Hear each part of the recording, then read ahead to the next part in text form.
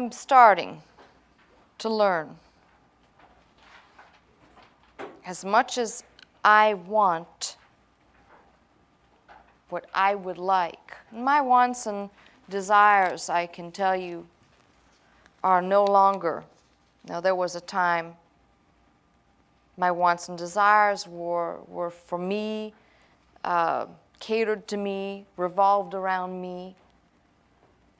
It was all self-serving. I can tell you what my desires are now. I desire earnestly that each person around me come to the reality not just of their calling, but the reality that if you really believe what you believe, there's got to come a point where everything begins to kick in. It can't just be, I hear it, I hear it, I hear it, and the brain says, I'm receiving this information, but I'm still sitting in the chair as opposed to getting up. I can't make that happen, but I'm beginning to realize, as much as it grieves me, that there are many people walking around saying, oh, I absolutely believe that God can. What they're doing is that I believe, help mine unbelief, except they're not asking for the help mine unbelief part. The mouth is going and the mind is still in the reverse mode. I had to come to that place for me to recognize the church will go nowhere. The church is not going to go anywhere as long as there are still people claiming to be on the battlefield who don't even have their spiritual equipment on. I mean, let's just get real. I sit down here, I read the messages, and I'm thinking, wait a minute, something's wrong here. There was a time when people called in on the phone lines. And you can tell me, well, people called in because Dr. Scott was alive and people knew Dr. Scott was coming to be live, but then the motivation for that seems to be terribly wrong. You were either calling in to encourage him, make your commitments, and let him know that you were listening. To let him know, even if he didn't read the messages, that's a faith statement in and of itself, versus what people have been doing now.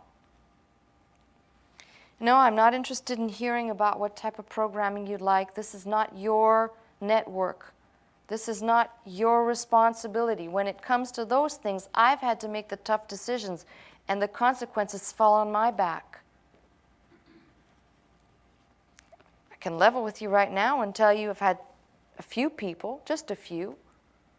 I traveled to the Midwest and had one very kind gentleman I spoke to after the service. And he said, I'm sure he came out and he probably came out as an enemy, tried to test or best me, as I went and shook hands with some people. And he said, oh, you know, you don't play the pyramid teaching anymore. And I looked at him and I said, no, we don't. Not right now. The church isn't ready for that. Will the church be ready for that one day? Maybe.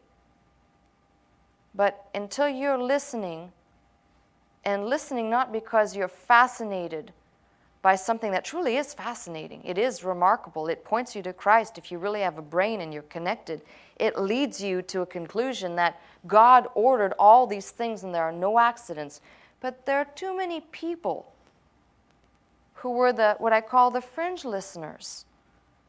They were fascinated by that, but when it came to the real roll up your sleeves and get busy, no. And you know what? I'm not going to build a church of people built on fascinating things. If the Word of God doesn't fascinate you, pure, just broken down, if that doesn't fascinate you, you're in the wrong place. Start with that. Show me that there's an ability to just respond straight from that. That's why we've kept the bulk of the teaching on the network. And I'd say 98% of it is limited to specific subject, the Bible. There might be a 2% that's introduced here and there that's a peripheral commentary, because that's what's needed. And I, as the person in charge, know what's needed. It's the very reason why I said I'm not going to play secular music. You want secular music? Go turn on your radio. Am I against secular music? Absolutely not. I listen to secular music as much as I listen to gospel music. I listen to in fact, I think some of the musicians in the band are kind of shocked because they can't stump me on Name That Tune. And if I really thought for a minute we had gone beyond, which we have not, there are still many that just need this, the rod and the staff. It's painful for me. Trust me, it'd be much easier for me with as much teaching as we have. We still have to transfer things over to digital. We still have to make edits. It'd be much easier for me and much less time consumption to just have them just play a roster of things and not be bothered. Think about that. Why do I trouble myself to come and do these things when we could just pull from archives? Because the pattern that developed, we saw this in the first year of Dr. Scott's promotion. This is not just me. This is chronicled through the mailroom. People stopped giving. Oh, Doc's been promoted? No one's coming through me through the camera. There's no empty chair. No consequences. And that smokes out the attitude. It's like the woman who was very committed. She used to write letters to Dr. Scott, and she'd address them to me. Very committed lady out of town. She would write, to the administrative pastor, and she'd address things to me. They were her requests. She was the one that called in on the phone line that said, why was I taking up an hour on Sunday morning? Why was I wasting an hour on Sunday morning when Doc's teaching should be playing in that hour?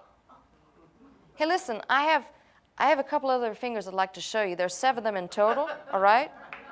You can pick one.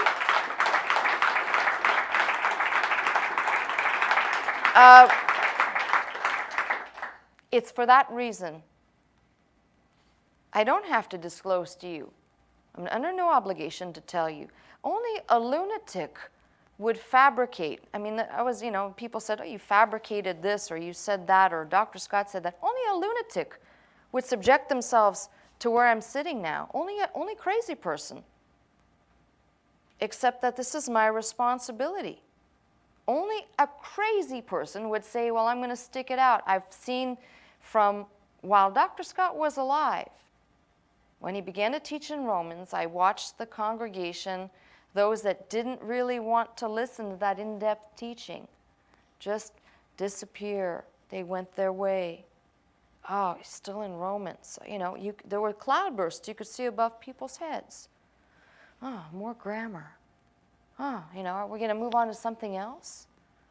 When in fact, for those people, I feel sorry for those people, because the greatest thing that happened is while week after week he was going at it out of Romans, he was driving home a point for those of us who would receive it. We may not have all understood completely what he was saying all the time, because he said so many brilliant and so many profound things. But the one thing you could walk away knowing now, looking back, is when he said, if you have Romans and you understand Romans aright, thank God we have a whole Bible, but the whole gospel is summarized succinctly in the Romans letter. If you understand that, you understand the rest of Scripture. Just driving home less than 4 chapters left something very indelible in my mind. You cannot, hear something one time. The way things are learned is repeated, the repetition, the gestalt, the denning in, until it's okay, I got it, to where when you talk to other people, it's not, you're not having to look for the concepts. The concepts are there. It's pretty high cotton to be in a church where someone can teach you, even for those that didn't speak and write Greek, even being around the ministry 20 in 30 years to be able to walk around as a newcomer myself. Ek pisteos eis piston. And know what that means. And I know I'm not speaking in tongues. That was because of him. I didn't have the mastery of Greek. I speak straight Greek. As I went to Greece many years ago and had no choice but to learn Greek and could limp along probably now maybe like my Spanish and might say some things that aren't right and insult some people along the way unintentionally. But to have that denned in and walk away with something so profound. Wait a minute. Listen to the words that we received. Chasms. How many remember him teaching on that? Choris, chasms. It stayed in your brain. I just feel sorry for those people who didn't have the receiver turned on and the heart wasn't open to even say, wait a minute, even though this may be not something I'm digging on, because it doesn't make me feel like floating everywhere, I'm going to sit here and listen. I'm asking you the same thing. And I've got a double challenge. God's given me some very interesting insight, I think, from a different perspective, like looking at a sock turned inside out, seeing things from a different way, and I'm still asking the same thing. Hear me out, listen to what I'm saying, and don't go saying, well, I'm not interested in this, because down the road, the Word of God will have the same effect. There'll be a moment in repetition somewhere. There'll be a moment down the road where you say, these things are the culmination, where at some point you've laid out so many concepts and you keep coming back to them over and over again. And the ones that have the greatest propensity to receive are those that say, bring it on, let me hear some more repetition. I need to hear it again because I have a hard head with hard hearing. Repeat it again for me until when you go home, you're almost repeating it in your sleep. You're not having to think about what it is. It's been engraved in here. Abiding in His Word because it lives in you. It's been engrafted. See, Romans was engrafted into me. That began my journey of understanding. Some of you was the Hebrews teaching. Each person has that area. So I'm telling you, the ones listening, the same concepts will happen with me and what I'm doing. You've got to discipline your mind to say, I'm going to discipline myself to sit and listen. An hour or 2 hours or one night, whatever your time that your commitment is to sit and listen. And don't discount. This is what really has come to bother me inside. Don't discount. Because you've listened for 20 and 30 years that out of the mouth of this person, something can't be gleaned, a new angle, it's the same gemstone we're looking at. We're just turning it in a different light and looking at a different angle and seeing a different reflection of God's nature, perhaps. Maybe I'm going to repeat many things. That's all part of God's glorious plan and His wonder to confirm His Word. We don't all have the same understanding. I'm sorry, it just doesn't work that way. And we come to the same understanding when we're listening with the mind of Christ.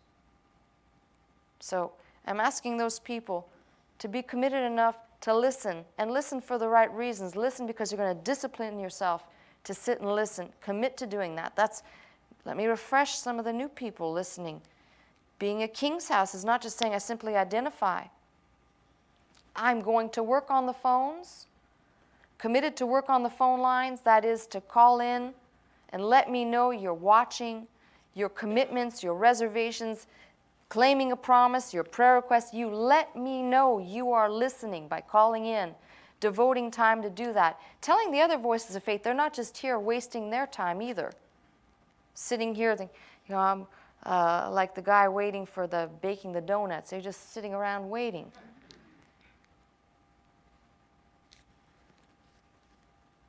That's one part.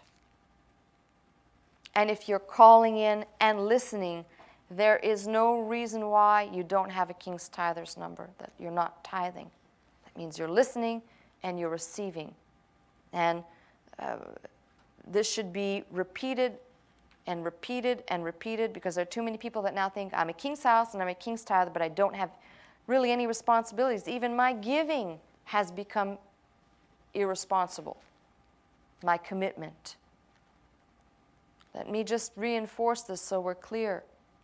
You're committing your way to God. You're not committing your way to me. I'm here as an under-shepherd, rod and staff, trying to lead those that go astray and those that want to go graze somewhere else. And the ones that want to lean into the electric wire, go ahead.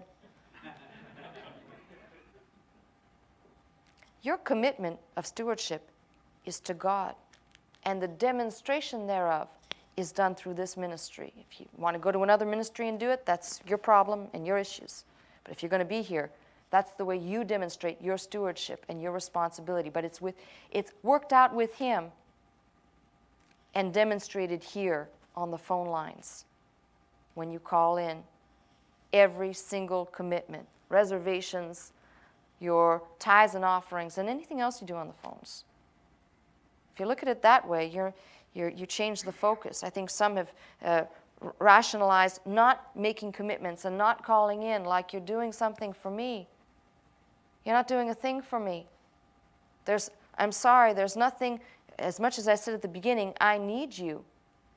I need you as a part of God's plan. God needs you to do your part. But you're not doing me a service. You're not doing it to me.